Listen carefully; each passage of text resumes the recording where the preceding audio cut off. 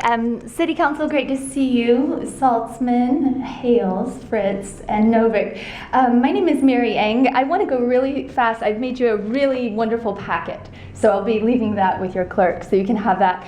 I wanted to point out that you are not the dictator, just so we have that clear, and that the police of Portland are not a secret police, they are a public service. Just so we have that clear.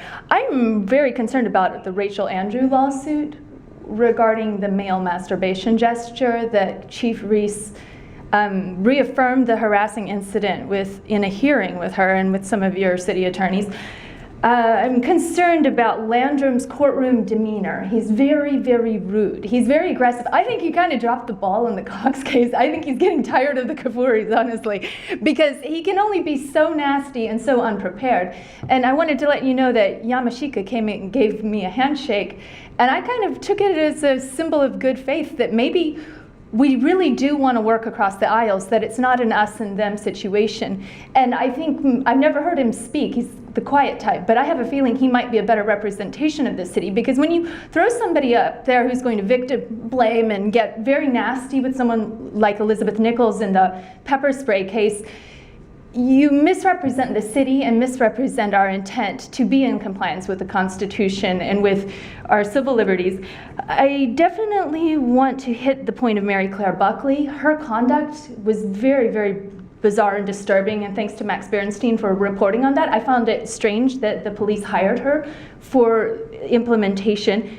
I wanted to bring up the Kruger thing has got us as like a neo-Nazi website tour guide for great cities to be a neo-Nazi. We're making it into the neo-Nazi blogosphere with our irresponsible attitude towards Kruger. So that to me is very concerning, because that's the kind of press. I don't want more hate crimes here. I don't want swastikas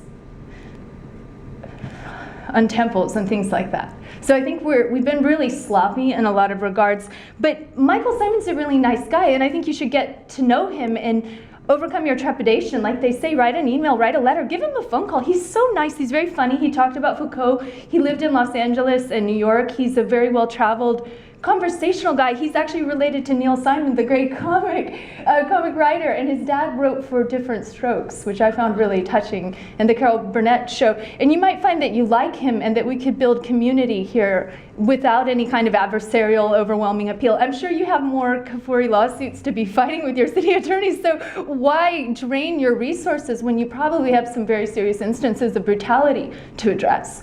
And that fiscal drain and the PR drain are not being assessed. We've got Chas killers in the mental health organization, in your mental health unit. We have Kyle Nice still being dispatched.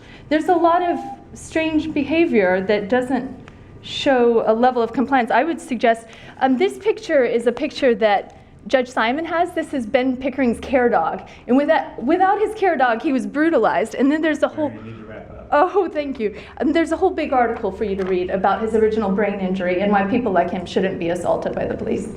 And Immergood did a great job, by the way.